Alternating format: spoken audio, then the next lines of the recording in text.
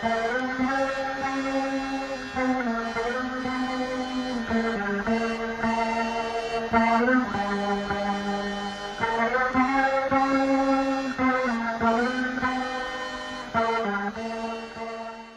कृष्णा। वांछा कल्पतरुभ्यश्च कृपा सिंधुभ्य एव च पतितनां पावनेभ्यो वैष्णवेभ्यो नमो नमः। आप सबका स्वागत है आज की चर्चा में। और इस हफ्ते हम लोग ने विषय रखा है श्रील प्रभुपाद जी की पुस्तकें, और श्रील प्रभुपाद जी की पुस्तकें प्रतिदिन पढ़ने का क्या आवश्यकता है भक्तों को, और क्या महत्व है हमारे आध्यात्मिक जीवन में प्रभुपाद जी के पुस्तकों का आश्रय लेने के लिए। और आज हमारे समस्त उपस्थित हैं श्रीमान देवकी नंदन प्रभु। श्रीमान देवकी नंदन प्रभु से भारत के भक्त परिचित हैं। प्रभु जी काफी सेवाओं में युक्त हैं, निर्देशन करते हैं। इस्कॉन भारत के बहुत वरिष्ठ सदस्य हैं। भारत के कई प्रांत, खासकर जहाँ हिंदी भाषा का प्रयोग होता है, वहाँ के निर्देशक हैं। और उसके साथ साथ इस्कॉन अंतर्राष्ट्रीय कृष्ण भावनामृत संघ के वित्तीय मंत्री भी हैं। तो सभी दर्शकों के तरफ से और मेरी तरफ से आपको प्रणाम प्रभु, आपका स्वागत। हरे कृष्णा। देवकी नंदन प्रभु, आज की चर्चा में सबसे पहले मैं ये जानना चाहूंगा कि आपका श्रील प्रभुपाद जी की पुस्तकों के साथ में पहला संपर्क कब हुआ और कैसे हुआ? तो जब मैं भक्त बना 1975 से मैं भक्ति में आया, 76 में फुल टाइम ज्वाइन कर लिया। तो हमारे परम पूज्य राधा गोविंद महाराज उस समय वृंदावन से आए हुए थे। मेरे एक मित्र थे ब्रजन नंदन प्रभु, अब वो नहीं रहे। तो मैं सर्वप्रथम संपर्क में आया राधा गोविंद महाराज के, और वहां पर मुझे एक पुस्तक मिला, ईशोपनिषद। क्योंकि उन दिनों ज्यादा हिंदी के पुस्तक नहीं थे, प्रायः सब अंग्रेजी के पुस्तक थे। तो मुझे ईशोपनिषद मिला और ईशोपनिषद का मैं पन्ना टू पन्ना पढ़ा। उस समय मुझे अंग्रेजी अच्छा नहीं आता था, लेकिन संस्कृत का थोड़ा ज्ञान था, तो वो मुझे बहुत हेल्प किया।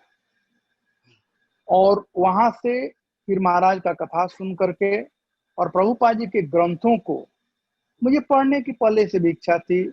गोरखपुर का जो कल्याण मैगजीन होता था उसको मैं पढ़ता था। तो महाराज के पास अंग्रेजी की पुस्तकें थी, गीता भागवत, तो महाराज हमको देते थे और मैं अंग्रेजी का भी पढ़ता था। और पता नहीं मुझे लालसा थी अंग्रेजी सीखने का कि क्या, जो भी था धीरे धीरे ये हुआ। उसके बाद जब मैं बंबई आया तो वहां पर भगवत दर्शन प्राप्त हुआ, और राधा गोविंद महाराज उस समय बम्बई में थे और वे अनुवाद कर रहे थे प्रभुपाद जी के पुस्तकों का। लेकिन उससे पहले वृंदावन में जब हम थे 1976 में, तो वहां पर एक डॉक्टर प्रेम जोगी थे, दाढ़ी वाले बाबा थे लेकिन सन्यासी थे। तो वे प्रभुपाद ने उनको बोला था ग्रंथों का अनुवाद करने के लिए। तो वे भागवतम का प्रथम स्कंद अनुवाद करते थे और मुझको कहे थे कि उसको लिपिबद्ध करें। वो डिक्टाफोन से करते थे और बाद में मैं उसको लिखता था। तो वहां से मुझे प्रभुपाद जी के ग्रंथों में थोड़ा रुचि उत्पन्न हुआ। जब मैं बंबई आया तो राधा गोविंद महाराज बम्बई थे। उस समय राधा गोविंद महाराज कुंती माता की जो प्रार्थना है उसका वे अनुवाद कर रहे थे। तो एक तरह से देखा जाए तो कुंती माता का प्रार्थना उन्होंने अनुवाद किया और मैंने उसको डिक्टाफोन से लिपिबद्ध किया। और एक भक्त थे, उनका नाम था निरंजन प्रभु, आज ही वृंदावन में है, वे उसका प्रूफ रीडिंग किए। तो इस प्रकार से एक तरह से मुझे थोड़ा लगाव हुआ और मैं इस्कॉन का भक्त बन ही गया था। तो मुझे पढ़ने की इच्छा थी, तो बेसिकली मैं तो यही कहूंगा कि मुझे प्रभुपाद जी के अंग्रेजी के पुस्तकों से ही ज्यादा प्रेरणा मिला बजाय के हिंदी के पुस्तकों से।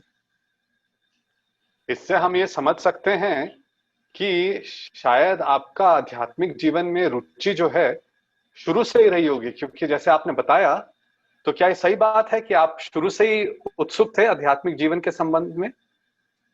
हाँ, मुझे आध्यात्मिक जीवन के विषय में जिज्ञासा थी, लेकिन मैं चूंकि बिहार से हूँ, वहाँ के साधु महात्मा जो लोग हैं उन पर मुझे विश्वास है। अच्छा। तो मैं ढूंढ रहा था, और जब मैं राधा गोविंद महाराज से मिला और मुख्य करके जब वृंदावन आया, तो मैं देखा कि आध्यात्मिक जीवन क्या होता है। और प्रभुपाद जी के ग्रंथों को पढ़ने के बाद मुझे दूध का दूध और पानी का पानी हो गया, सब कुछ क्लियर हो गया। तो मैं तो कहूँगा प्रभुपाद जी के ग्रंथ ही हैं जो कि हमको प्रेरित किए। और उन दिनों ऐसा था कि बड़ा जोर दिया था प्रभुपाद जी के ग्रंथों को पढ़ने के लिए, मॉर्निंग साधना के लिए, ग्रंथों को पढ़ने के लिए। तो रुचि तो थी ही, फिर बाद में गोरखपुर का मैं कल्याण मैगजीन पढ़ता था, तो रुचि थी। लेकिन प्रभुपाद जी के शरण में आने के बाद रुचि और विकसित हो गई और प्रबल हो गई। ये तो आशीर्वाद है प्रभुपाद जी का सबके ऊपर कि उनके ग्रंथों से जिसका भी संपर्क होता है, उनकी जो दृढ़ता है वो भक्ति के प्रति बढ़ती जाती है। प्रभु, बहुत अच्छा लगा कि हमने आज इस चर्चा पे बात करी आपके साथ में, क्योंकि भक्त लोग आपके काफी योगदानों को और सेवाओं के बारे में जानते थे, पर मेरे को नहीं पता था कि शुरुआत में जब प्रभुपाद जी के पुस्तकों का अनुवाद हो रहा था, जैसे कुंती माता की प्रार्थनाएं, उसका लिपिबद्ध आप स्वयं कर रहे थे। तो देख सकते हैं कि काफी नजदीकी से आपका संपर्क रहा प्रभुपाद जी की पुस्तकों में के साथ में शुरुआत से। अब मैं आपसे ये जानना चाहूंगा, जैसे आपने बात करनी शुरू करी है कि उस समय जो है एक कल्चर बोलेंगे, एक संस्कृति बोलेंगे, एक व्यवहार बोलेंगे, भक्तों के बीच में शुरू से था कि प्रभुपाद जी की पुस्तकें बहुत पढ़नी है दृढ़ता से। तो अब इस घटना को 45 वर्ष हो गए, क्या आपने आज भी उसी दृढ़ता से आप प्रभुपाद जी की पुस्तकों के साथ में जुड़े हुए हैं? हाँ, आज भी मैं जुड़ा हुआ हूँ, आज भी मैं जुड़ा हुआ हूँ ऐसे ही। क्योंकि देखिए, एक बार जब किसी चीज की आदत लग जाती है, हैबिट, किसी चीज की हैबिट हो जाती है, तो हैबिट को छोड़ाना बड़ा मुश्किल होता है। जब वो भी जब हैबिट जब एडिक्शन के रूप में आ जाता है, तो जैसे कुछ लोग हैं शराब के नशीलेपन को प्राप्त कर लिए हैं, एडिक्टेड हो गए हैं शराब के लिए, सिगरेट के लिए, तो उन लोगों को छोड़ना बड़ा मुश्किल होता है, नेक्स्ट टू इम्पॉसिबल। ठीक वैसे ही शुरू शुरू में प्रभुपाद जी के पुस्तकों को पढ़ने का यह बड़ा जोर दिया जाता था। बाहर का कोई पुस्तक नहीं, जैसे आजकल फ्रीडम हो गया है कि कोई पुस्तक पढ़ो, बाहर का कोई पुस्तक नहीं। उदाहरण दिया जाता था घोड़े का, जो घोड़े होते हैं ना, तो घोड़े को आप देखो, वो ब्लाइंडर उस पर लगाया जाता है, हाँ, ताकि इधर भी ना देखे इधर भी ना देखे। तो हम लोग कहा था कि दूसरा पुस्तक मत पढ़ो, केवल प्रभुपाद जी का ग्रंथ पढ़ो। तो मैं तो उन भक्तों के चरणों में जीवन भर ऋणी रहूंगा कि जिन लोगों ने हमको यह प्रेरणा दिया कि केवल प्रभुपाद जी ग्रंथ पढ़ो। और वो हमारे जीवन में एक तरह से एक एडिक्शन हो गया प्रभुपाद जी ग्रंथों का। नहीं पढ़ने पर ऐसा लगता है कि कुछ मिसिंग हो रहा है, कुछ मिसिंग हो रहा है। तो जो एडिक्शन है वही आज तक हमको कर रहा है, जिससे कि हम आगे बढ़ते जा रहे हैं। तो भक्तों को भी नशा करना चाहिए, पर भक्तों को नशा करना चाहिए प्रभुपाद जी की ग्रंथों का आश्रय लेने का। बहुत सुंदर शब्द प्रभु। अब मेरे को ये बताइए कि उस समय कौन से ऐसे भक्त थे जिन्होंने इतना अच्छा सिस्टम बना के रखा था कि ये व्यवसात्मिक बुद्धि जिसे हम कहते हैं, बिल्कुल एकत्र सारा ध्यान जो है प्रभुपाद जी ग्रंथों पे देना है। तो कौन कौन जो नेता थे उस समय इस्कॉन के जो इस प्रकार से प्रेरित करते थे भक्तों को? एक तो स्वयं प्रभुपाद जी थे, उनके अलावा उनके कौन आगे और कौन थे जो प्रेरित करते थे इस प्रकार से? उस समय जितने भी इस्कॉन के लीडर थे, प्रभुपाद जी के ग्रंथों के अलावा और कुछ बातें नहीं था, क्योंकि मोस्टली सब लोग अमेरिकन भक्त थे, वो हिंदी तो जानते नहीं थे, संस्कृत न जानते नहीं थे। तो बाहर का जो पुस्तक है, चाहे गोरखपुर का पुस्तक है, चाहे गोस्वामियों का कमेंट्री है, वो सब कोई कुछ पढ़ता नहीं था और वैसे ही बताया जाता था। सौभाग्यवश मैं शुरू से ही पोजीशन पर रहा। 1980s में मैं भक्त डायरेक्टर और टेम्पल कमांडर बन गया। तो चूंकि मैं भक्त डायरेक्टर था तो भक्तों को ट्रेनिंग देना पड़ता था, तो उन लोगों को कहना पड़ता था कि केवल प्रभुपाद जी के ग्रंथ पढ़ो, और उसके लिए मुझे स्वयं पढ़ना पड़ता था। तो ये आदत थी, हम लोग भक्त लोग साथ में बैठ करके, मैं पढ़ता था, वो लोग पढ़ते थे, कभी कभी सामूहिक चर्चा होती थी, कभी कभी अलग अलग हम लोग पढ़ करके, और हम लोगों ने क्या पढ़ा हम लोग, और उसके बाद एक श्लोक लेकर के और हम सब मिलकर चर्चा करते थे। तो इस प्रकार से यह आदत मुझ में था। और एज ए टेम्पल कमांडर के रूप में मैं हिज होलीनेस गिरिराज स्वामी को क्रेडिट देना चाहूंगा कि जब वे प्रेसिडेंट थे तो हम लोग प्रायः ब्रह्मचारी आश्रम में जाया करते थे। वहां पर जैसे आपके पास आजकल देखा जाता है, सब भक्त लोग अपने पास प्रभुपाद जी का पूरा पुस्तक रखते हैं। पहले पूरा सेट था, पहले तो पुस्तक उतना था नहीं, तो लाइब्रेरी में किताब होती थी, आप लाइब्रेरी से एक किताब लाओ और एक नोटबुक, पूरा किताब पढ़ो और जो आपको अच्छा लगे उसको नोट करो। अभी भी मेरे पास 70s और 80s के नोटबुक पड़े हुए हैं, अभी मैं रिफर करता हूँ और बड़े अच्छे लगते हैं। तो वो नोटबुक जो है वो बड़ा काम करता था। तो गिरिराज स्वामी और हम आश्रम में सप्ताह में एक बार चेक करने जाते थे। मैं भक्तों का नाम नहीं लूंगा, लेकिन बंबई में 2-4 ऐसे भक्त थे जिनके पास गोरखपुर का किताब निकलता था, और वो लोग हमेशा उस किताब को वहां से ले लेते थे, ला करके लाइब्रेरी में डालते थे, तो हमेशा निकालते थे। तो वहां पर उस समय था केवल प्रभुपाद जी का प्रभुपाद ग्रंथ और कुछ भी नहीं था। आज जैसा नहीं था, तो प्रभुपाद जी ग्रंथों का ही फोकस था, और उदाहरण देते थे। वो घोड़े का जो वो ब्लाइंडर है उसका उदाहरण देते थे। आई मीन कभी कभी कुछ भक्त लोग कहते थे कि नहीं, हम दूसरा किताब पढ़ना चाहते हैं, थोड़ा और कुछ। तो उस समय कहा था पहले तुम प्रभुपाद की किताब पढ़ो, पन्ना टू पन्ना पूरा किताब पढ़ लो, उसके बाद रेफरेंस के लिए चाहे तो तुम दूसरा ले सकते हो। लेकिन प्रभुपाद जी के इतने पुस्तक थे, 17 चैतन्य चरितामृत था, उसके बाद भागवतम था, छोटे छोटे पुस्तक थे। तब तक से 5-6 साल हो जाता भक्तों का, और 5-6 साल में सबको आदत पड़ा था प्रभुपाद ग्रंथ पढ़ने का। तब नशा लग जाता था, लत लग जाती थी प्रभुपाद जी की पुस्तकें पढ़ने की। प्रभु, तो अब ये तो शुरुआत की बात कही आपने 80वें दशक की, तो उसके बाद ये पद्धति क्यों बदल गई? आप लोग तो नेतृत्व में हैं इस्कॉन के, तो ये पद्धति कब बदली और क्यों बदली? आजकल मेरे को नहीं लगता ऐसा देखने को मिलता है कि जिस प्रकार से आप लोग कह रहे थे कि प्रभुपाद जी की पुस्तकें पहले पढ़िए। हमें तो ये भी सुनने में आया है कि कई जगहों में भक्तों को बोला जाता है कि आपको भी अचंभा होगा कि प्रभुपाद जी की पुस्तक पहले नहीं पढ़ो, पहले हमारी पुस्तक पढ़ो, या पहले ये छोटी दूसरी अलग पुस्तकें पढ़ो, जब तुम सक्षम हो जाओगे तब प्रभुपाद जी की पुस्तक तुम्हें पढ़ने का आशीर्वाद मिलेगा या तुम्हें आज्ञा मिलेगी। तो आप बताइए प्रभु, ये कहाँ बदल गई ये पद्धति बीच में, और क्यों बदल गई? देखिए, मैं बड़ा मुंह फट हूं, मैं स्टेट बोलता हूं, कुछ छिपाता नहीं हूं। पहले हम लोगों को बतलाया गया था, पहले हमारे अथॉरिटी में आस्था थी, आज भी है। बतलाया गया था कि पहले ईशोपनिषद पढ़ो, उसके बाद उपदेशामृत पढ़ो, उसके बाद में जो अलग अलग शिक्षाएं हैं, कुंती माता का शिक्षा, भगवान कपिल देव का शिक्षा इत्यादि, गीता पढ़ो, भक्ति रसामृत सिंधु पढ़ो, बाद में भागवतम पढ़ो, और चैतन्य चरितामृत तो लास्ट में डिग्री कोर्स है चैतन्य चरितामृत। तो इस प्रकार से हम लोगों को बतलाई गई थी, सिस्टमेटिक स्टडी था, तो हम तो सिस्टमेटिक स्टडी करते थे उस प्रकार से। अब ये कब बदली, क्यों बदली, यह तब हुआ जब इस्कॉन के गुरु लोग पुस्तक लिखना शुरू कर दिए।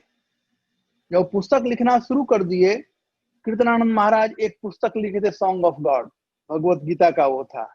तो उनके जो शिष्य थे, जो प्रभुपाद जी का ग्रंथ नहीं पढ़े थे, मैं कहूंगा कि प्रभुपाद के ग्रंथ वो लोग नहीं पढ़े थे, इसलिए वो लोग प्रमोट करना शुरू किए सॉन्ग ऑफ गॉड। एक पुस्तक था क्राइस्ट एंड कृष्णा, तो उसको, तो ऐसे ही बाद में गुरु लोग के जो करना शुरू कर दिए, जो कि हमारे विचार से उचित नहीं है, हमारे विचार से उचित नहीं है। क्योंकि प्रभुपाद जी के ग्रंथ इतने सिंपल हैं, इतने सिंपल हैं। आज मैं देखता हूं, उनको देखता हूं, मैं गोस्वामियों कमेंट्री पढ़ता हूं, समस्त गोस्वामियों का जो कमेंट्री है प्रभुपाद जी के परपट में है, और कोई ग्रंथ पढ़ने की जरूरत नहीं है। प्रभुपाद जी का ग्रंथ लिखा हुआ नहीं है। जसुमती नंदन प्रभु ने एक बार यह बतलाया था कि प्रभुपाद जी उनको बतलाए थे कि एक प्रभुपाद जी का ग्रंथ है, यह लिखा हुआ नहीं है, अन्य सबों ने लिखा है, प्रभुपाद जी लिखे नहीं है। ये प्रभुपाद जी का डायरेक्ट प्रवचन है। प्रभुपाद जी डिक्टाफोन पर इसको बोले हैं, प्रवचन किए हैं। ये प्रभुपाद जी का प्रवचन है। तो प्रभुपाद जी के जो ग्रंथ हैं, इसमें गुरु और कृष्ण दोनों हैं, इसमें दोनों हैं। अन्य जो पुस्तकें हैं आजकल के जो है, वो लिखे हुए पुस्तक हैं। तो उन पुस्तकों से हो सकता है आपको ज्ञान प्राप्त हो सकता है, नॉलेज प्राप्त हो सकता है, लेकिन उस नॉलेज को अपने जीवन में लाने के लिए प्रभुपाद जी का ग्रंथ पढ़ना ही पड़ेगा। और जो प्रभुपाद जी का ग्रंथ पढ़ता है उसको नॉलेज भी मिलता है, साथ साथ जीवन में कैसे उतारना चाहिए उसकी प्रेरणा भी प्रभुपाद जी के ग्रंथों से मिलती है। दोनों चीज मिलता है, 2 in 1 प्रभुपाद जी ग्रंथों में। तो इसलिए मैं समस्त भक्तों को यही कहूंगा, जो ये मिथ्या प्रचार कर रहे हैं कि प्रभुपाद जी ग्रंथों को आप नहीं समझ सकते हो, पहले मेरे ग्रंथ को पढ़ो, ये मिथ्या प्रचार है। लगता है कि ये हम निंदा कर रहे हैं, क्रिटिसिज्म कर रहे हैं, लेकिन ये सत्य यही है कि प्रभुपाद जी का ग्रंथ जो है वो 100 रुपए के नोट के समान है। 100 रुपया में 50 रुपया है, उसमें 20 रुपया है, 10 रुपया है, 10 5 रुपया रुपया है, सब कुछ, सब कुछ है, सब कुछ है। वैसे ही प्रभुपाद जी ग्रंथ पढ़ेंगे तो सब कुछ है। ये आजकल के गुरु या जो भी लिखे हैं उसमें प्रभुपाद जी ग्रंथों का ही तो समावेश है, थोड़े बाहर से लिखे हैं। तो इसलिए प्रभुपाद जी का ग्रंथ जो है आज भी उतना ही महत्वपूर्ण है जितना कि उस समय था। यदि कोई यह मिथ्या प्रचार कर रहा है तो ये बड़ा गलत काम हो रहा है, ऐसा नहीं होना चाहिए। क्यों? यदि यही जनरेशन है, फर्स्ट जनरेशन है, आज ये लोग कहते हैं और उनके शिष्य कहते हैं, कल दूसरा आएगा, तो फिर प्रभुपाद जी का ग्रंथ रह कहाँ जाएगा? ये तो डिक्शनरी बन जाएगा, ये डिक्शनरी बन जाएगा, ये टेक्स्ट बुक नहीं रह जाएगा। हम लोग इस्कॉन के अंदर अभी कहते हैं और सुनते हैं प्रभु कि शिला प्रभुपाद हमारे परम शिक्षा गुरु हैं। तो मेरा ये प्रश्न है कि परम शिक्षा गुरु का अर्थ हमें जितना समझ में आता है उसके अनुसार तो शिक्षा उनके ग्रंथों से ग्रहण करनी चाहिए हमें सबसे पहले, वरना तो केवल ये मुंह की बात हो जाएगी बोलने के लिए कि प्रभुपाद जी परम शिक्षा गुरु हैं, पर हम लोग पढ़ते नहीं हैं। तो इस विषय में आपका क्या ख्याल रहेगा और आपका क्या उपदेश रहेगा जो लीडर्स हैं, नेता हैं और टेंपल कमांडर्स, लीडर्स, कि किस प्रकार से वो वापस जुड़े? अगर जुड़े हैं तो बहुत अच्छी बात है, वरना वापस कैसे जुड़ा जाए? अभी भी समय है, कोई ज्यादा समय नहीं गया है। अभी ये सेकेंड जनरेशन है, सेकेंड जनरेशन है, बल्कि अभी ज्यादा इमरजेंसी का सिचुएशन है कि हम सब जितने स्थान के भक्त लोग हैं, हम जब कहते हैं प्रभुपाद जी हमारे शिक्षा गुरु हैं, तो ये लिप सर्विस न करके प्रैक्टिकल अपने जीवन में हम उतारने का प्रयास करें, उनके शिक्षाओं को हम ग्रहण करें। और कैसे ग्रहण करेंगे? उनके ग्रंथों का अध्ययन कर करके। तो प्रभुपाद जी के ग्रंथों का हम अध्ययन करें और प्रभुपाद जी से हम सीखें कि कैसे सुखमय जीवन यापन करना चाहिए। हम बहुत हाई फाई पढ़ना चाहते हैं, जानना चाहते हैं, लेकिन प्रभुपाद जी सिंपल चीज बतलाए हैं कि हम यह शरीर नहीं है, हम आत्मा है, हम आत्मा है। प्रभुपाद जी के पुस्तकों के पन्ने पन्नों में यह बात, गीता हो चाहे भागवत हो, यह देखने को मिलेगा। क्यों प्रभुपाद जी बार बार कहते हैं? किसी चीज का बार बार रिपीटेशन करने से उसमें विश्वास उत्पन्न होता है। जब विश्वास उत्पन्न होगा तो हम वह काम करना प्रारंभ करेंगे जिससे हमें आत्म साक्षात्कार का ज्ञान हो सके। तो प्रभुपाद जी के ग्रंथों से हमें आत्म साक्षात्कार का ज्ञान होगा, और यही गुरु का काम है, यही शिक्षा गुरु का काम है। प्रभुपाद जी हमारे शिक्षा गुरु हैं। प्रभुपाद जी चैतन्य चरितामृत कहते हैं, शिक्षा गुरु और दीक्षा गुरु दोनों भगवान के ही प्रतिनिधि हैं, इन दोनों में कोई अंतर नहीं है। लेकिन दीक्षा गुरु से भी कहीं ज्यादा इंपॉर्टेंट जो है वह है शिक्षा गुरु, जो कि हमको जीवन में शिक्षा देता है। तो इसीलिए हम लोगों को चाहिए कि यदि प्रभुपाद जी हमारे परम शिक्षा गुरु हैं तो इसको हम अपने जीवन में उतार करके दिखाएं, और वह हो सकता है प्रभुपाद जी के बताए गए मार्गों पर चल कर करके, और वह प्राप्त होगा उनके ग्रंथों से। बहुत अच्छी बात प्रभु। प्रभु मैं आपसे जानना चाहूंगा, आपने अभी ये शब्द बोले, क्या ये केवल इस्कॉन के फुल टाइम भक्त जो मंदिरों में रह रहे उनके लिए है, या ये उनके लिए भी हैं जो लोग अभी अपने व्यवहार अपने परिवार के साथ व्यवसाय में हैं, बाहर रहते हैं, जिनको हम जैसे कहते हैं कांग्रीगेशन के डिवोटीज, तो उनके लिए भी क्या ये शब्द उतने ही महत्वपूर्ण है? और उनको कैसे अपने जीवन में उतारना चाहिए प्रभुपाद जी के ग्रंथों का अध्ययन? ये पूरे मानव समाज के लिए है, ये सबके लिए है। जिस प्रकार से भक्ति सबके लिए है, सवई पुंसा परो धर्मो यतोर भक्तिर अधुक्षजे अहेतु की अप्रतिहता यह आत्मा संपत्ति। सवई पुंसा समस्त मानव समाज के लिए है, वैसे ही श्री प्रभुपाद जी का ग्रंथ जो है समस्त मानव समाज के लिए है। चाहे दीक्षा लिया है उसके लिए भी, जो दीक्षा नहीं लिया है उसके लिए भी है, जो फुल टाइम है उसके लिए भी है, जो कांग्रीगेशन है उसके लिए भी है। क्योंकि प्रभुपाद जी का ग्रंथ जो है वो ज्ञान देता है। काम क्या है? अज्ञानता को दूर करना। अज्ञानता से ही, ये अज्ञानता है कि हम समझते हैं कि हम यह देह हैं, ये अज्ञानता है। ये अज्ञानता है जिस अज्ञानता के चलते हम लोग दुख भोग रहे हैं। तो जो व्यक्ति दुख से परे होना चाहता है, जो दुख से परे होकर के सुख शांति प्राप्त करना चाहता है, उसे ज्ञान प्राप्त करना चाहिए। ज्ञान रूपी जो टॉर्च है, लाइट है, वही अज्ञानता को दूर कर सकता है, और प्रभुपाद जी के ग्रंथों में वह ज्ञान है। तो जो भी अज्ञानता से दूर होना चाहता है, चाहे फुल टाइम डिवोटी हो, चाहे कांग्रेगेशन हो, चाहे कर्मी ही क्यों ना हो, सब लोगों को चाहिए इस ज्ञान को प्राप्त करना, जो प्रभुपाद जी इतना कठिन परिश्रम कर करके दिए हम लोगों को। बिल्कुल प्रभु जी, बहुत बहुत अच्छा आपने कहा कि ये सबके लिए है, सबको इसका पालन करना चाहिए। प्रभु मैं ये जानना चाहूंगा कि जो भक्त लोग मंदिर के बाहर रह रहे हैं, अब प्रभुपाद जी की पुस्तकें काफी हैं, जैसे आपने कहा 5-6 वर्ष लग जाते हैं मंदिर में भी जो रह रहे हैं। अब कई बारी भक्त लोग थोड़े से डर जाते हैं बाहर जो रह रहे हैं कि अरे इतनी सारी पुस्तकें कैसे पढ़ें, क्या करें। तो उनके लिए आपका क्या उपदेश रहेगा? किस प्रकार से प्रभुपाद जी की पुस्तकों को सिस्टमैटिकली, जैसे आपने कहा, कैसे पढ़ा जाए, क्या कैसे आयोजन करा जाए इस कार्यक्रम का कि सब लोग जिस किसी भी स्तर पे क्यों ना हो वो धीरे धीरे भाग ले सकें? तो इसके संबंध में अगर आपने कहीं कुछ आयोजन करा हो या अभी भी कुछ चल रहा हो तो आप बताइए। हाँ, एक तो है प्राइवेट, व्यक्तिगत, और एक है सामूहिक, पब्लिक। मेरा अपना एक्सपीरियंस है कि जो मैं प्राइवेटली पढ़ता हूं, व्यक्तिगत तौर पर मैं पढ़ता हूं, तो वह मुझे बड़ा अपीलिंग होता है, उसमें ज्यादा सेटिस्फैक्शन मिलता है एकांत में बैठ कर करके, और मैं उन ग्रंथों को पढ़ता हूं। और मैं पढ़ता हूं थोड़ा जोर से ताकि मैं सुन सकूं, क्योंकि ज्ञान प्राप्ति होती है कान से, ज्ञान आंख से प्राप्त नहीं होती है, कान से प्राप्त होती है। तो जब मैं सुन सकूं, पहले जमाने में जब पढ़ाई होती थी तो बोले क ख ग, लड़के जोर से पढ़ते थे, तो मैं वैसे ही अकेला में पढ़ता हूं और थोड़ा जोर से पढ़ता हूं। तो एक तो व्यक्तिगत हुआ, उसमें आप स्वाद ले सकते हो।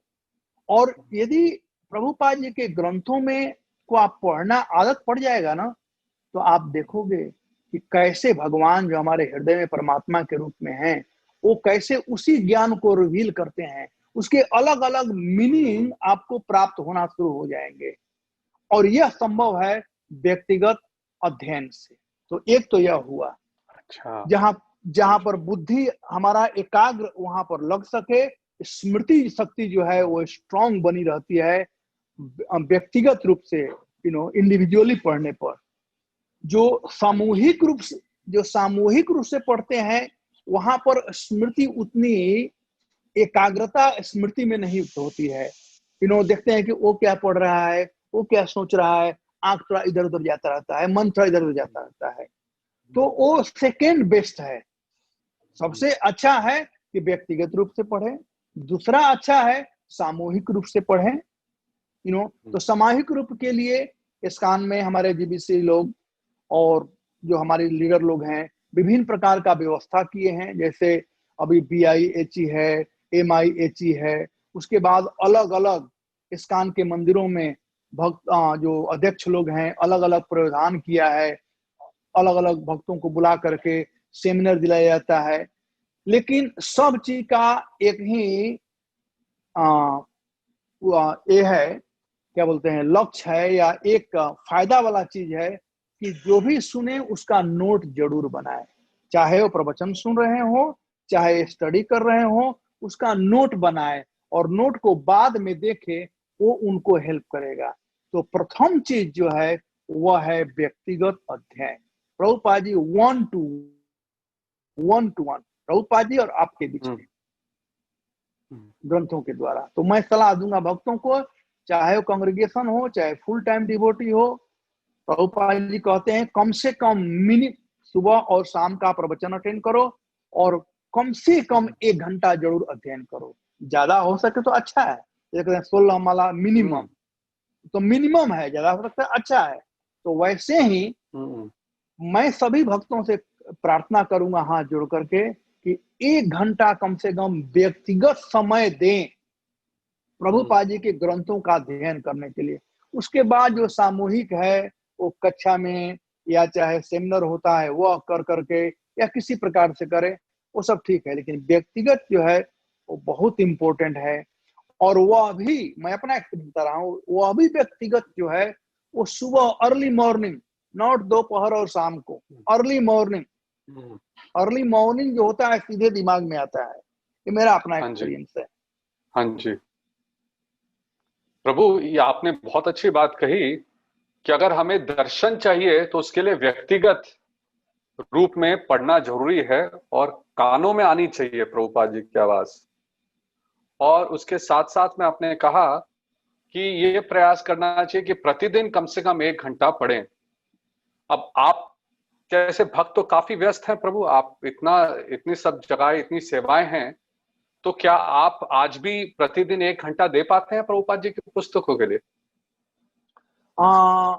सत्य बोलूंगा, जिस दिन मुझे क्लास देना होता है उस दिन थोड़ा ज्यादा पढ़ता हूँ, लेकिन फिर भी हाफ एन आवर, आधा घंटा से 1 घंटा के बीच में मैं जरूर प्रत्येक दिन पढ़ता हूँ।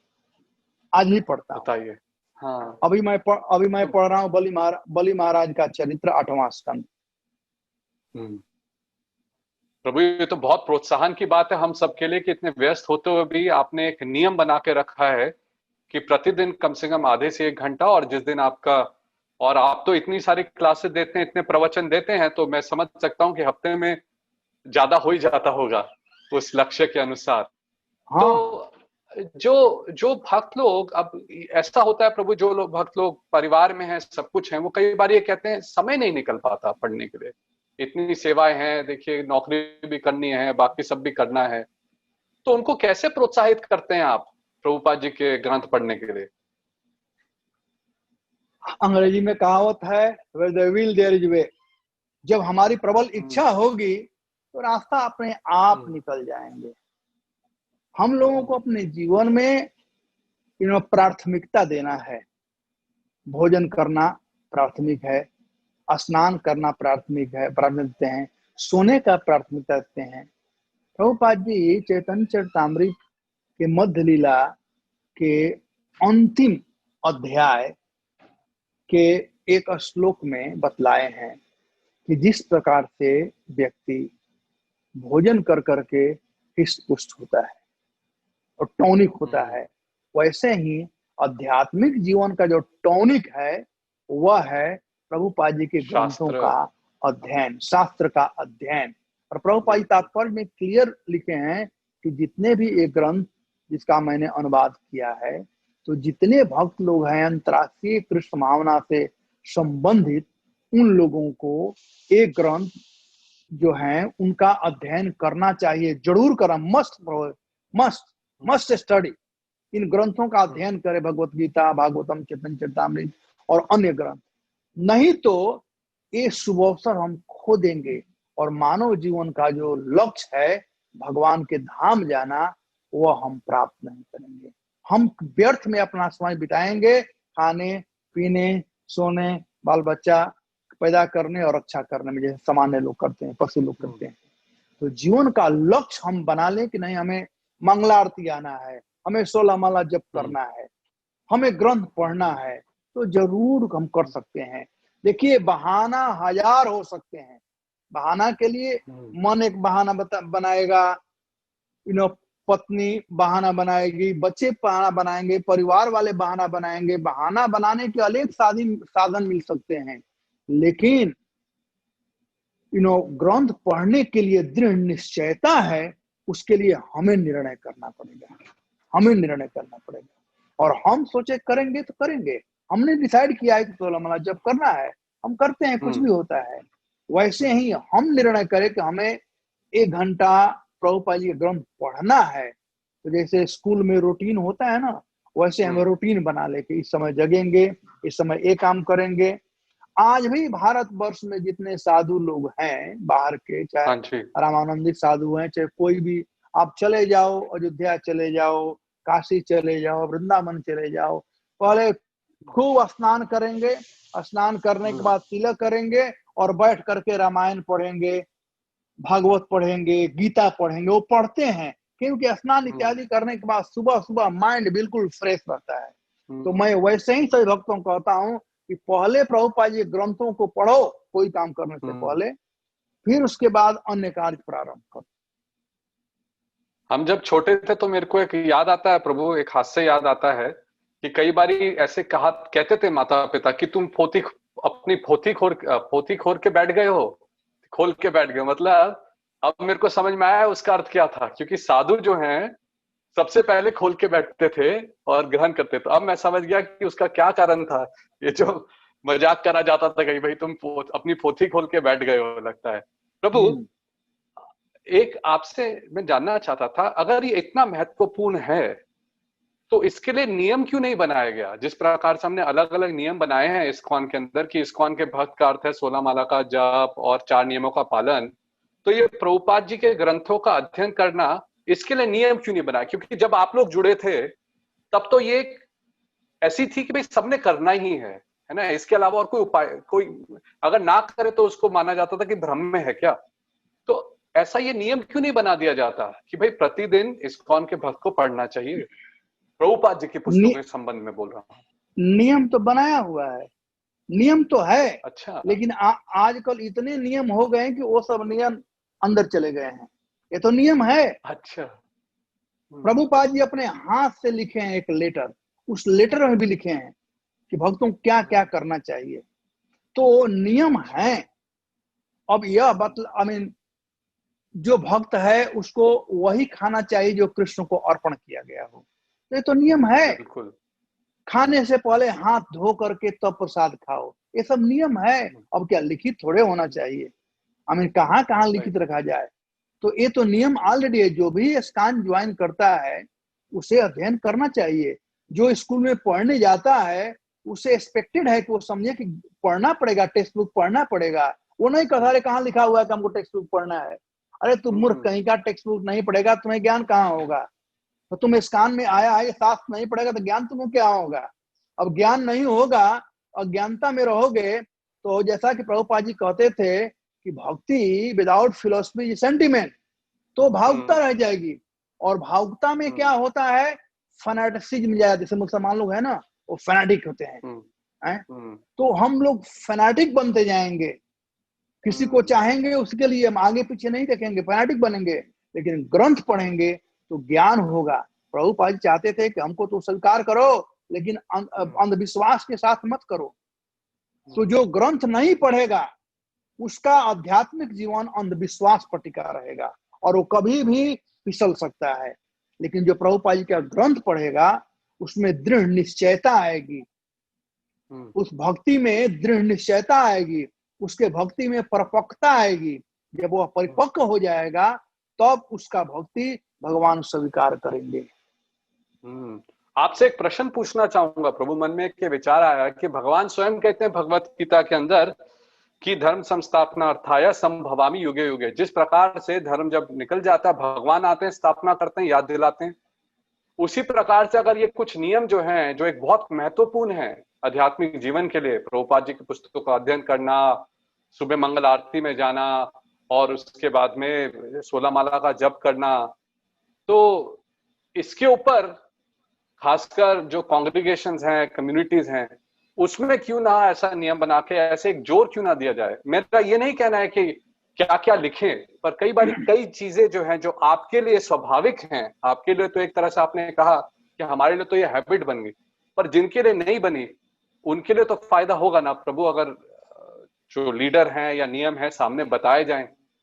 अभी तो सिर्फ 16 माला और 4 नियम कहा जाता है, उसके अलावा नहीं कहा जाता। मैं जितना मैं सुनता हूँ प्रभुपाद जी के ग्रंथों के बारे में इतना नहीं कहा जाता प्रभु। तो देखिए ये सब नियम तो ऑलरेडी है, उस नियमों को हमें याद दिलाने की आज आवश्यकता है। बिल्कुल प्रभुपाद जी के मूड और मिशन को जो जानना चाहता है, मैं अपने जीवन में एक चीज बना लिया हूं, मैं एक्स्ट्रा बर्डन लेकर के नहीं चलना चाहता हूं। प्रभुपाद जी जो दिए हैं वो हमारे लिए एनफ है। यदि मैं एज इट इज पालन करूं तो भगवत धाम जाने के लिए, ये हमारे ऊपर डिपेंड करता है। हमें नया चीज की कोई जरूरत नहीं है। कभी कभी भक्त लोग, हमारे कुछ मित्र लोग हैं, कहते आप ज्यादा ऑर्थोडॉक्स हो। मैं कहा ये भले अच्छा है, हमारे जहां भी हमारा जोन है, मैं जैसे कीर्तन में कैसे नाचने का प्रभुपाद जी तरीका बताए हैं, कैसे गाने का, मैं वही अप्लाई करता हूँ। और सौभाग्यवश हमारे जितने प्रेसिडेंट लोग हैं, हमारा बड़ा अच्छा उन लोगों से बनता है। वो समझते हैं कि मैं प्रभुपाद जी तुमको दे रहा हूँ और बेचारे एज इट इज पालन करते हैं। आप हमारे किसी कहीं भी जोन में चले जाओ, चाहे बिहार हो, झारखंड हो, चाहे उत्तर प्रदेश, राजस्थान, कहीं पर आप देखोगे प्रभुपाद जी वहां पर दिखाई पड़ेंगे। तो मैं कह रहा था कि वो नियम कानून है, उसको रिमाइंड कराने की जरूरत है। भगवान आते हैं, कहते हैं कि यदा यदा ही धर्मस्य ग्लानिर्भवति भारत, जब ग्लानि होने लगती है तब मैं आता हूं। तो एक तरह से देखा जाए तो ग्लानि अब हो रही है, पुस्तक वितरण करने का, पुस्तक का अध्ययन करने का। हम लोग बहुत नियम कानून बना रहे हैं लेकिन उसकी ग्लानि हो रही है। तो थैंक्स टू जीबीसी कि आपको उन्होंने चुना, आप भगवान के प्रतिनिधि हो तपन मिश्रा प्रभु। तो ये आपके कंधे पर बहुत बड़ा रिस्पॉन्सिबिलिटी है कि लोगों को आप याद दिलाओ कि प्रभुपाद जी का ग्रंथों का अध्ययन हो। और बड़ा सराहनीय कार्य आप ये कर रहे हो, जो यह भक्तों के लिए अलग अलग भक्तों का इंटरव्यू लेकर के भक्तों तक पहुंचा रहे हो। कुछ तो श्रद्धा जरूर उत्पन्न होगी। अब श्रद्धा उत्पन्न होगी, भक्त लोग पढ़ना चाहेंगे, भले 100% ना 10% भी यदि पढ़े। प्रभुपाद जी कहते हैं कि 1 moon is better than 1000 star. तो एक भक्त भी, कुछ ही भक्त लोगों को इससे फायदा हो, तो हम समझे हमारा मिशन ये है। लेकिन हम छोड़ेंगे नहीं, हम आगे बढ़ेंगे, हम पढ़ेंगे और दूसरों को प्रेरित करेंगे कि आप लोग पढ़ें। प्रभु हम तो आपके आशीर्वाद के इच्छुक हैं कि आप जैसे उत्तम भक्त जो हैं, जो निरंतर अपनी साधना में प्रभुपाद जी के पुस्तक रखते हैं, उनके मार्गदर्शन से हम लोग इस चीज में आगे बढ़ रहे हैं।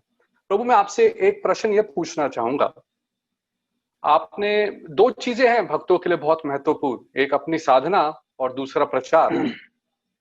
तो प्रभुपाद जी के पुस्तकों का अध्ययन और इसका साधना और प्रचार पे क्या प्रभाव पड़ता है?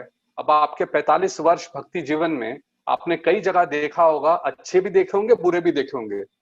क्या आप उदाहरण के साथ में समझा सकते हैं कि इन ग्रंथों का अध्ययन और उसका क्या प्रभाव पड़ता है प्रचार और हमारी स्वयं की भक्ति जीवन की साधना के ऊपर?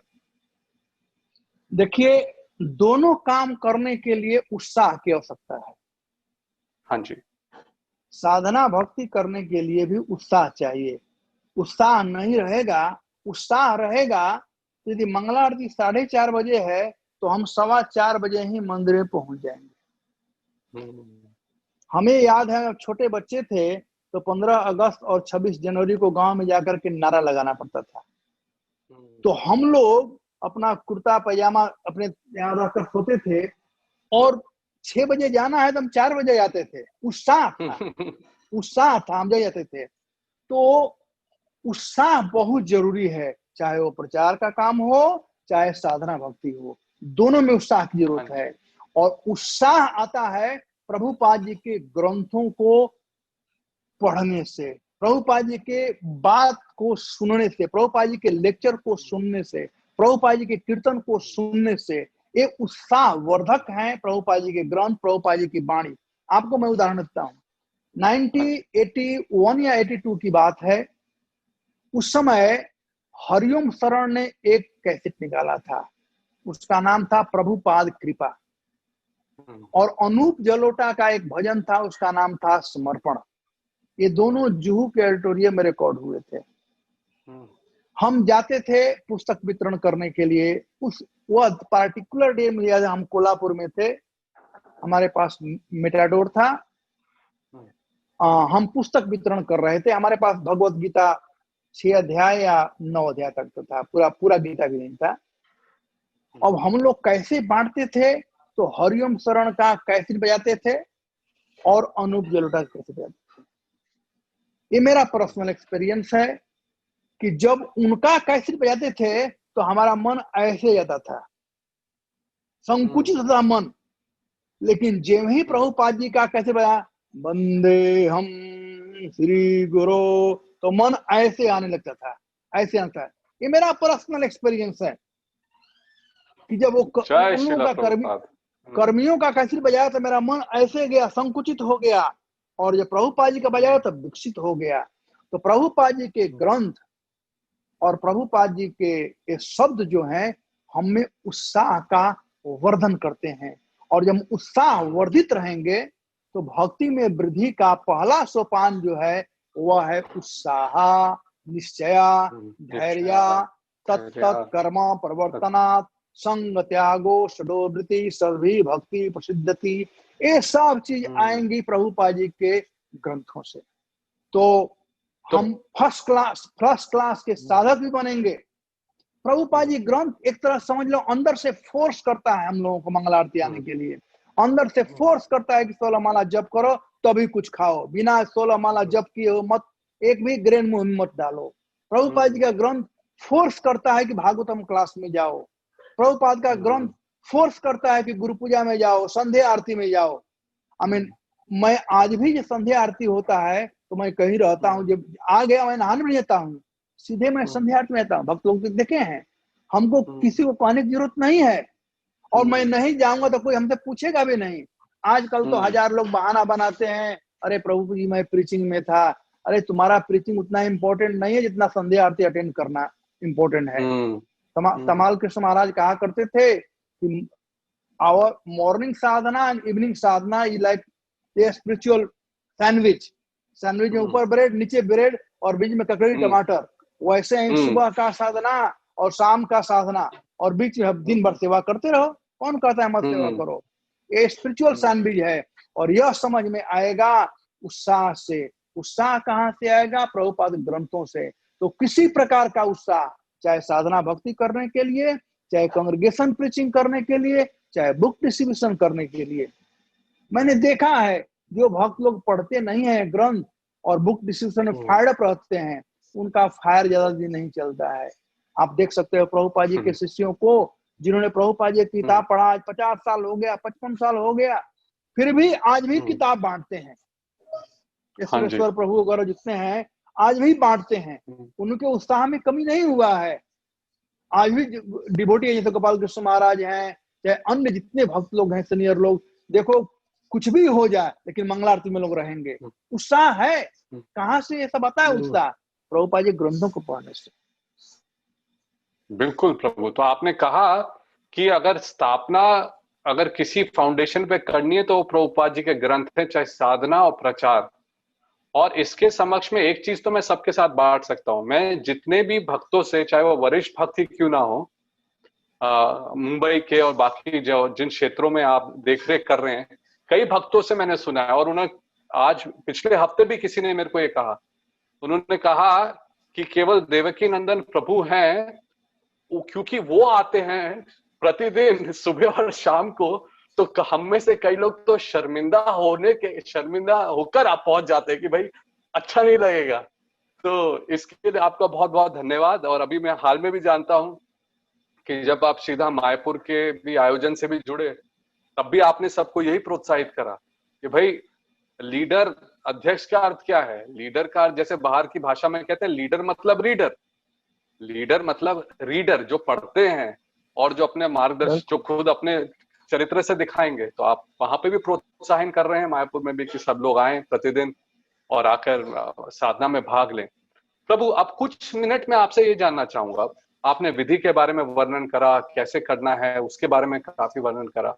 अब मैं ये जानना चाहूंगी, कृष्णा भावना अमृत आंदोलन में प्रभुपाद जी के दिव्य वचनों और दिव्य ग्रंथों को जब हम उठाएं, उस समय हमारा क्या भाव होना चाहिए, क्या मानसिकता होनी चाहिए? और इसके संबंध में निवेदन करूंगा, क्या अच्छी मानसिकता है और क्या गलत मानसिकता है, इन दोनों के बारे में आप थोड़ा सा वर्णन करिए हम सबके लिए। देखिए, प्रभुपाद जी वही बोले हैं जो हमारे पूर्ववर्ती आचार्यों ने बोला है। पूर्ववर्ती आचार्यों ने वही बोला है जो कृष्ण बोले हैं। भागवतम और कृष्ण में कोई अंतर नहीं है।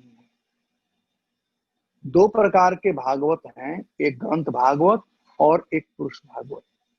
तो प्रभुपाद जी का वाणी और प्रभुपाद का ग्रंथ दोनों एक तरह से अभिन्न है, और ये दोनों कृष्ण से अभिन्न है, दोनों कृष्ण से अभिन्न है। तो प्रभुपाद जी के ग्रंथों का अवहेलना करना या मन से उसे स्वीकार न करना, चाहे प्रभुपाद जी के वाणी का अवहेलना करना, उनके आदेशों का अवहेलना करना, ठीक वैसे ही है जैसे कृष्ण का अवहेलना करना। और हम लोग जानते हैं कि कृष्ण का अवहेलना करके के बड़े बड़े प्रतापी जरासंध, कंस और पितना और कितने कितने असुर हुए हैं, दुर्योधन, कोई सुखी नहीं हो पाया है। तो हमें सम्मान पूर्वक, ये जो ग्रंथ कोई सम्मान आसान ग्रंथ नहीं है।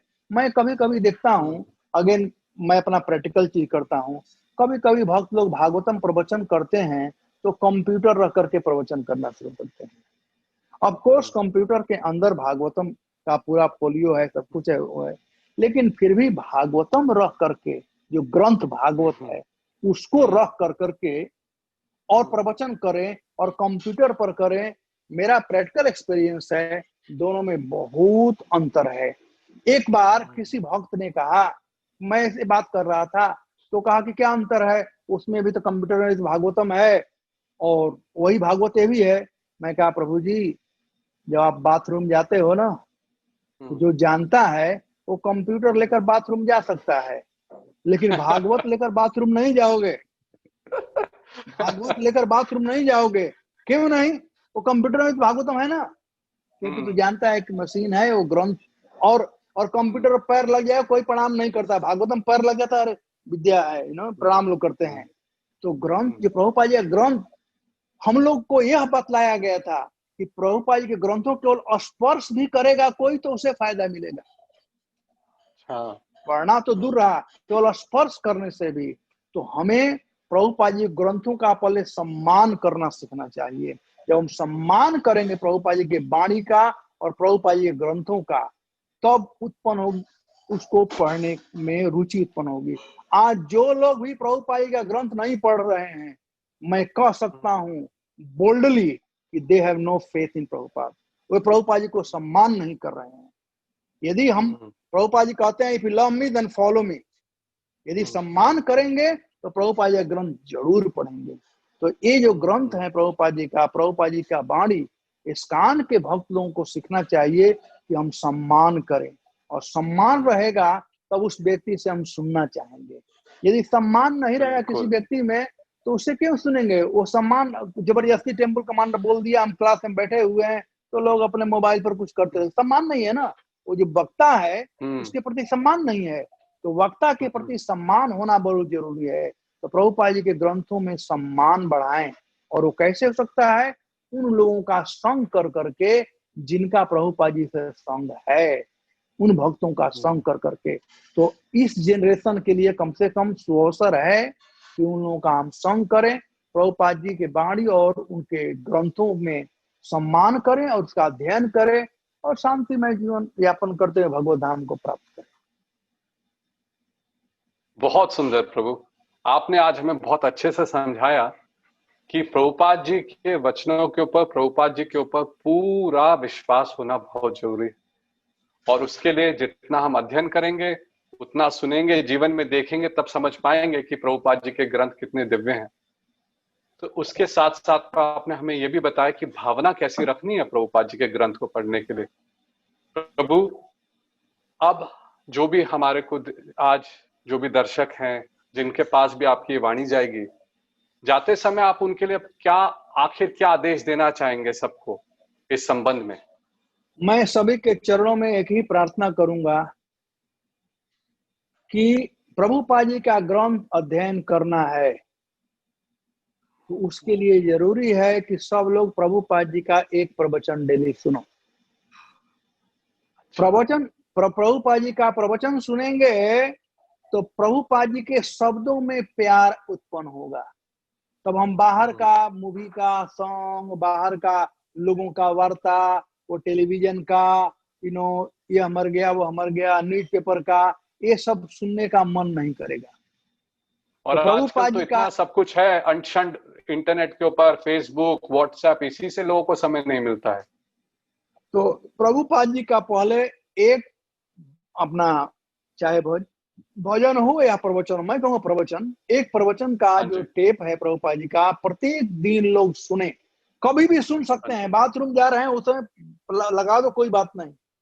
हो सकता है कि सब कुछ आप ग्रास्प न कर पाओ, लेकिन जितना भी ग्रास्प कर पाओगे, प्रभुपाद जी का वाणी केवल कान में जाएगा तो कान प्यूरिफाइड होगा। सताम प्रसंगाम ब्रज संविदो भवंत हृत कर्ण रसायन कथा तज्जो शनादाद अपवर्ग वर्तमनि श्रद्धा रतिम भक्ति अनुक्रमिष्यति। तो श्रद्धा उत्पन्न होगा प्रभुपाद जी में, और जब श्रद्धा उत्पन्न होगा तो ग्रंथ पढ़ना बहुत आसान हो जाएगा।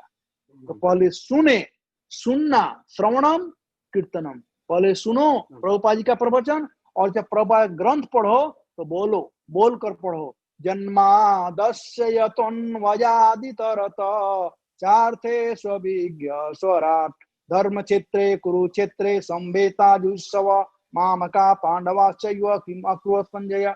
तो उच्चारण कर करके और पढ़ो अकेला में। लेकिन यही मैं अंतिम रिक्वेस्ट करूंगा कि प्रभुपाद जी का एक लेक्चर सुनिए या भजन सुनिए और 1 घंटा उनका ग्रंथ पढ़िए। धन्यवाद। प्रभु, आपकी वाणी सुन के, आपसे आज सुन के मैं तो बहुत प्रोत्साहित हुआ हूँ।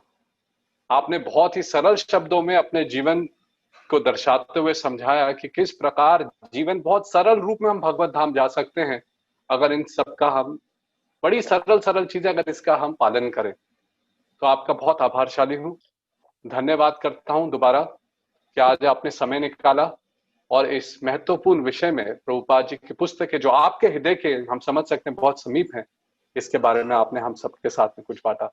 और आशा करता हूं कि दोबारा अवसर मिलेगा आपसे श्रील प्रभुपाद जी की दिव्य पुस्तकों की स्तुति के बारे में सुनने के लिए। बहुत बहुत धन्यवाद। वांछा कल्पतरुभ्यश्च कृपा सिंधुभ्येव च पतितनां पावनेभ्यो वैष्णवेभ्यो नमो नमः। श्रील प्रभुपाद जी के दिव्य ग्रंथों की जय जयकार। और तपन मिश्रा प्रभु को स्पेशल धन्यवाद कि इन्होंने हमको सुअवसर दिया आज हिंदी में बोलने की। मेरे दिल का बात इन्होंने छीन लिया। मैं सोचा कि अंग्रेजी में बोलूंगा। अगेन मैं पुनः एक बात और कहना चाहूंगा सब लोगों को। हाँ जी। देखो, जब मैं एस्कान ज्वाइन किया, आप लोग जानते हो नॉर्थ इंडिया में अंग्रेजी के विरुद्ध रहते हैं और साउथ इंडिया में हिंदी के विरुद्ध रहते हैं। मुझे अंग्रेजी, मैं पढ़ सकता था अंग्रेजी, लेकिन अंग्रेजी मालूम नहीं था। मुझे बंगाली मालूम नहीं था।